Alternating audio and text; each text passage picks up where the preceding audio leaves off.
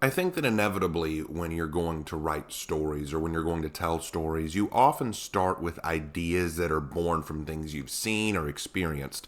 And I think that's where a lot of fan fiction comes from. I think that what happens is a lot of people choose to write fan fiction because they see a show, movie, or read a book and they just fall in love with it. And they want to create their own stories from that world or about those characters. Either they're a young lady who fell in love with the male protagonist or villain and they want to get into a relationship with them, so they write a fan fiction about how they fit into this world, how they meet this character, and how they get with them. Or if you're a guy, you want to write your own story about your own character within this world and how they're the hero who saves the day and wins all the fame and glory and, does right. I think that fan fiction is born from this desire to be a part of something bigger. And I think that's how a lot of writers get their start. And then there are some people who don't aspire to anything higher than that. Obviously, I did. But I won't deny that I did start writing fan fiction when I was very young in my writing career. Back when I was young and I was still like kind of getting my feet wet with anime, one of the first anime that I really got into was Naruto. And for many of you who are following me and know how I operate and how I think when it comes to anime and stories and stuff like that, I will already admit to you I'm not a big Naruto fan anymore. I will admit it's not the worst. It has creative ideas. It has some unique characters. There are some cool ideas that can be brought from Naruto. But the best thing I can say about Naruto is if you really want to enjoy the series, if you really want to like it, you have to shut off your brain and stop asking questions. Because the more you poke at the world building and the power scaling and the capabilities and consistency, you're going to find problems. You will find tons of little problems that after a while you start to go, this makes no sense. But if I will give any credit to Naruto, at least it's not that sequel series, Boruto, which I think is absolute trash. I think that series is absolute garbage, and the only good thing about Boruto itself is that it made me respect the original cast and the original show so much more. It's actually kind of funny. Me and my brother have actually gone back and started rewatching Naruto just for fun to kind of poke fun at it, but also appreciate the good things about it. And we have found good things about it. So why am I going into this preamble? Well, true story, when I was still a huge fan of Naruto, when I thought that it was the best shonen anime out there besides maybe Dragon Ball Z, and before I really got into One Piece, I did write a Naruto fan fiction. I wanted to create my own character in the Naruto world, and I wanted them to kind of go on their own adventure. But I didn't want to just make it where, they interact with all the characters and they kick all their butts or they get with one of the characters. No, that wasn't my goal.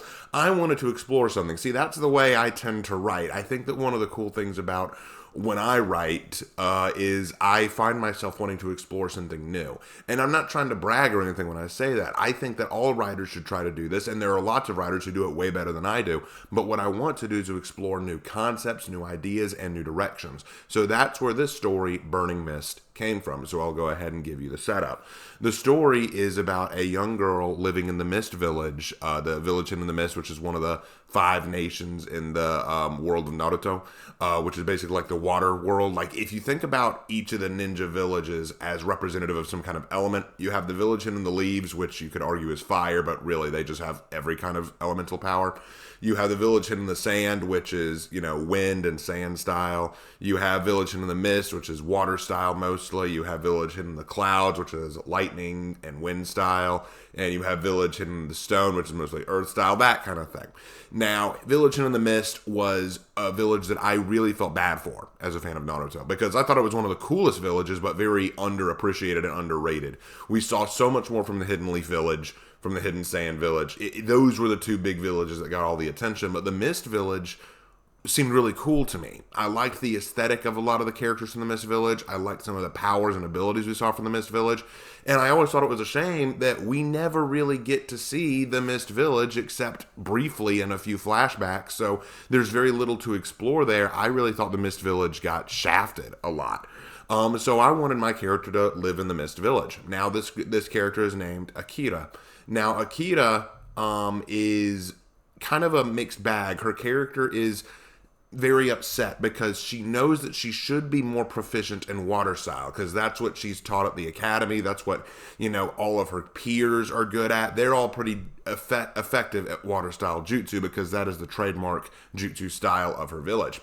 When in reality, she is proficient in fire style, which confuses her. Many people in the village are not as proficient in fire style as she is, and she doesn't understand where this natural affinity for fire style comes from.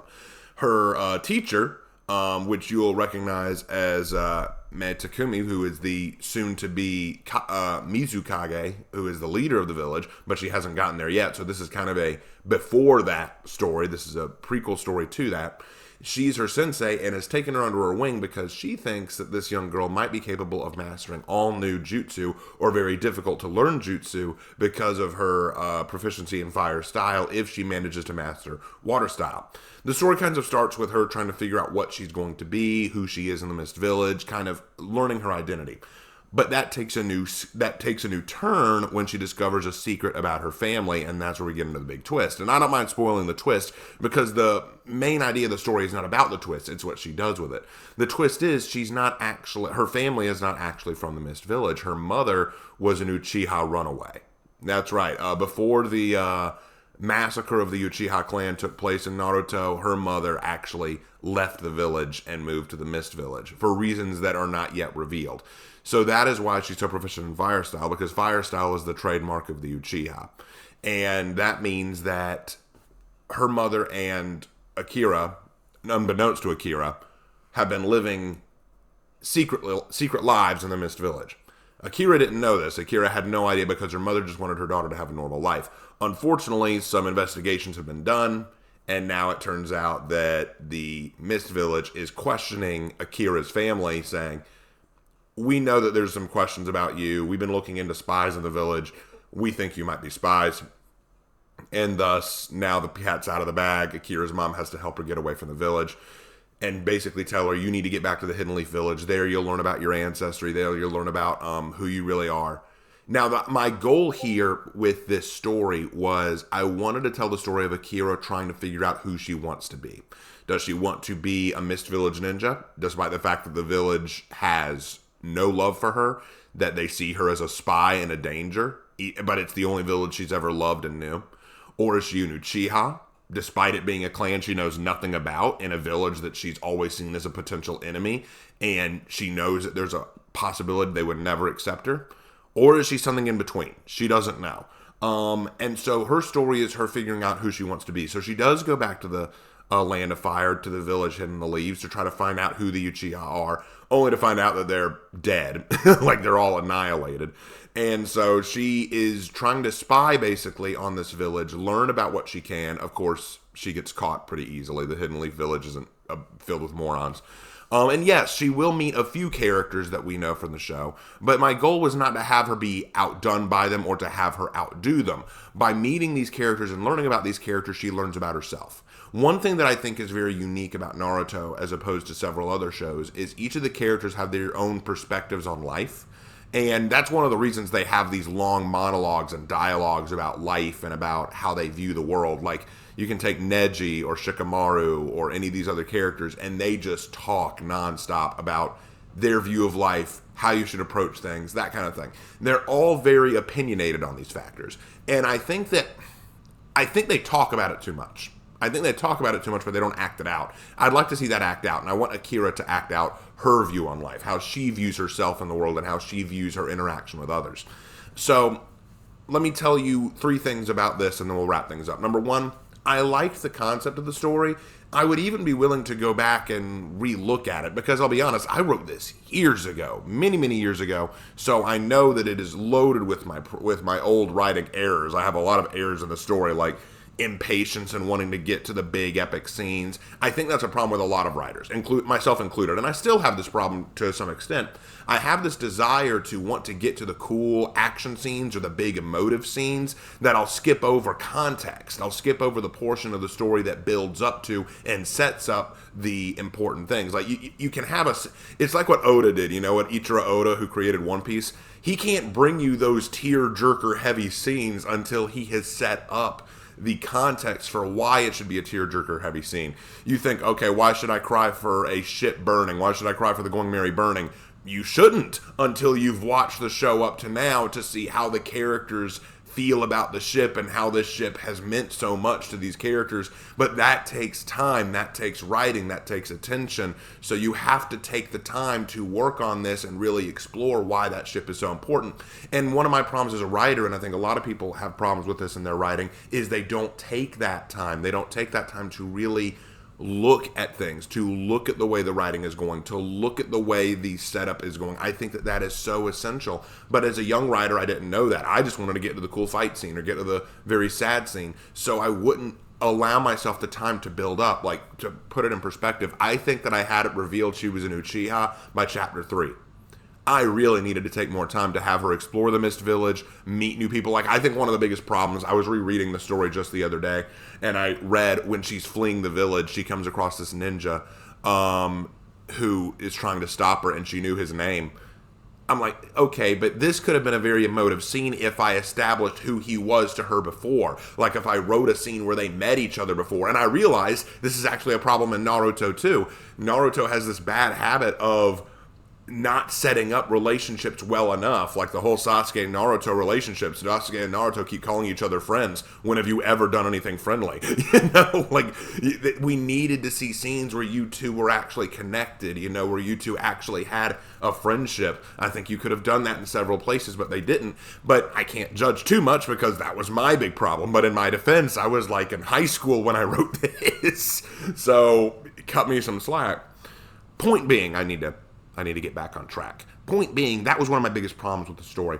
The other big problem, I think, with the story was that I didn't give myself a proper goal. I think, now some people look at writing in two different ways. Some will say, you don't need a goal for the end, just kind of follow the characters and see where they take you. And another side is you need to have a clear goal in mind. I am on the camp of the latter, not the former. And why I think that is because if you don't have a goal you want your characters to reach, your characters are just going to lead you wherever they want to, and you'll have a never-ending story. I actually think that's one of the problems that Ichiro Oda, the creator of One Piece, is facing right now. I think he had an idea for an ending, but he's had so much fun just following the characters wherever they end up, that now that he's actually facing the ending, he's feeling the pressure and he doesn't know what to do because he hasn't thought about how everything leads up to the ending. He's thought more about how many more adventures he can go on, and I think that's causing him some trouble. For me, I didn't have a good enough ending set up for Akira. I knew what I wanted. I wanted to have her kind of explore who she is and what she wants to be, but I never gave an answer to that question myself. I kind of said, well, Akira will figure it out for herself, and I'll just be along to write the story. I'm afraid that kind of hurt. I was kind of naive as a writer that I would think that the story would just eventually get to that on its own, and it didn't. I think that was one of the other problems. If I will say anything good, like, I don't want to just be down on myself about my own writing. There are some good things. I think that this was when I really started writing action scenes a lot better. I started writing the progression of action, like the description of body movements in a combat scene. I think that I did pretty well. I also will give myself some credit. I think that I did a pretty good job in descriptions. Despite the fact that we don't see much of the Hidden Mist Village in the show, I had to be creative and come up with my own idea of what it may look like, and I did some decent descriptions.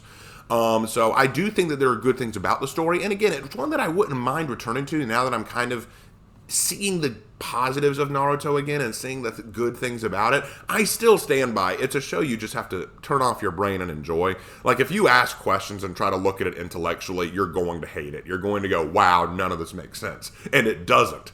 A lot of it does not make sense. I have had people come to me and say, dude, how do you not like Naruto? And then I go, here, let me ask you a series of questions. Tell me if any of them make sense. And then I end up pissing off a lot of people with those questions.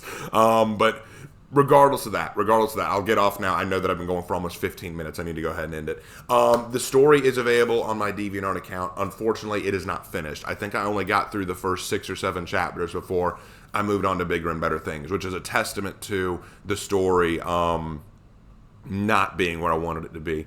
If I do come back to it, I may restart it from scratch, but I don't know if I will. Let me know in the comments if you'd actually see me like to either come back to that story or read the story in an audiobook format. What you think of the whole concept as a whole. I'd love your thoughts on that, guys.